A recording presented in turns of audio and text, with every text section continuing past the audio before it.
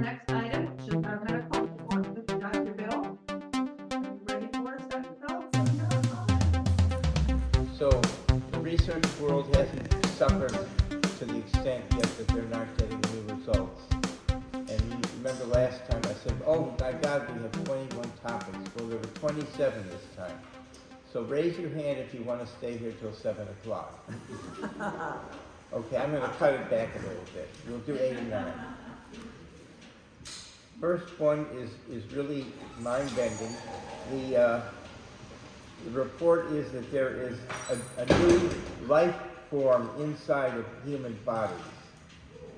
We have bacteria, we have viruses, we have fungi.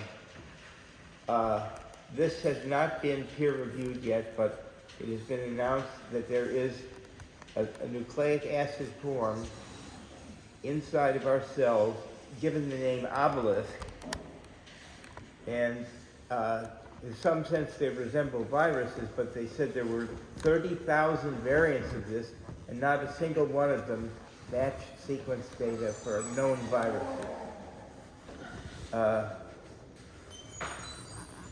So the proteins that they code for are called oblins, and we'll just have to wait and see. We don't know what the authors admitted they don't know what the role of this is in the system. The next one is called the Turmeric Hack. There is an investigator at Johns Hopkins named Dr. Julian Ross, and he has started a company to sell something called Lipozem. And Lipozem was born because his wife got pregnant and then she couldn't control her weight afterwards. So he struggled with all the standard things, and then he said, by God, I got to do something about this. So this is the way it always works. He goes to the library, he reads everything, blah, blah, blah, blah, blah. And they interview all these other people who can't lose weight.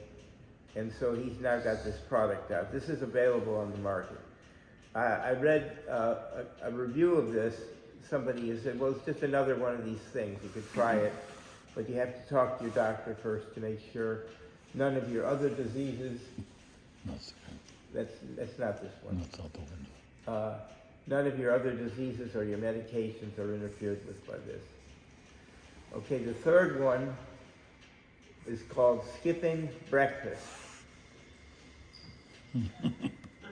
Okay. I always do. No. Okay, I hope you can hear. I can. This is a study done by an Australian group. They had 199,000 volunteers, half of whom ate breakfast and half of whom skipped breakfast. And after 17 years of follow-up, and published in the Journal of Cardiac Development and Diseases, the results were that the skippers were 21% more likely to have strokes or heart attacks, and risk of dying from all causes was 32% higher. So he said, if you want to do intermittent, the next thing very relevant right now is a cheap, and this was published in the journal Nature, which is way up there in the pedigree of medical journals, a cheap blood test to detect pancreatic cancer without a biopsy, early, before there's a metastasis. So pancreatic cancer is one of the worst offenders of human life because we discover it late and it's too late to fix it. So this is a blood test. You just have to submit a blood sample, and they're doing pretty well on it. They have a 79% accuracy and 98% specificity. And I'm not going to define those things, but you see it's a high number. And cheap federal test. So that came out of Switzerland. Okay, chia seeds are a new possibility for attacking cancer and high blood pressure. There are multiple nutrients and peptides in the chia plant that seem to be active in these areas. They've done the genomics on the seeds. They contain something called the lectin protein, which can target cancer cells, and peptides from the lectins can have an anti blood pressure effect. So this is another area for new research. Investigators are always looking for new areas where they can take over and conquest. Okay, now, another thing that was done in Australia, and I mean no joke by this, but it was literally down under. They found a way to treat genetic defects in utero by giving the mother certain recombinant and enzymatic structures that change the pathways that the fetus. This rare genetic disorder that we're talking about affects about 1 in 10,000 births,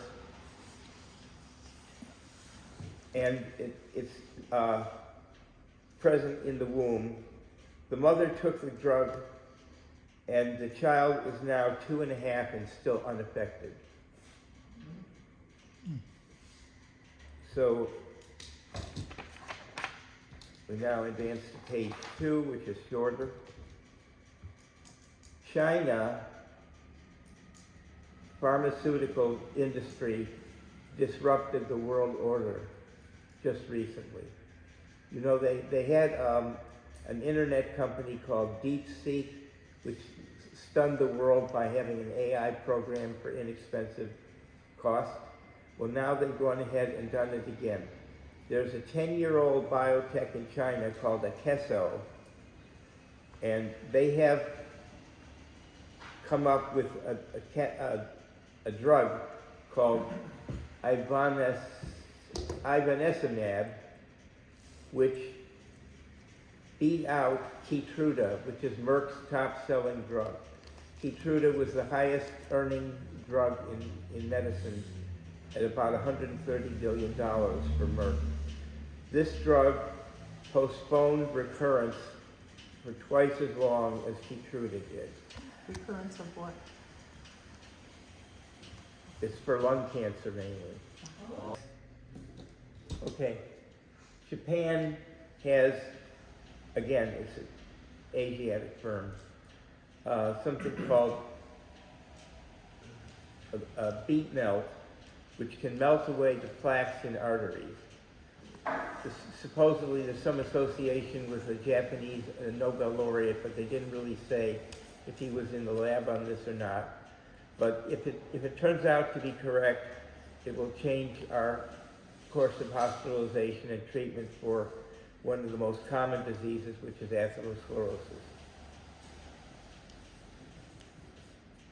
Okay, the last one is a huge study which was published in Nature Medicine on the aging clock. How do we determine who's going to live long and who's going to remain healthy? Are there clues? Are there activities that you participate in? So they had 500,000 individuals from the British Biobank, and they looked at their genomics, because that's what the British Biobank is, and they did all these questions and so forth, and they came down to 2 conclusions. One is your socioeconomic standing and activities, and the other is smoking. Those are the 2 principal causes of advanced aging. Do we have any questions for Dr. Bill?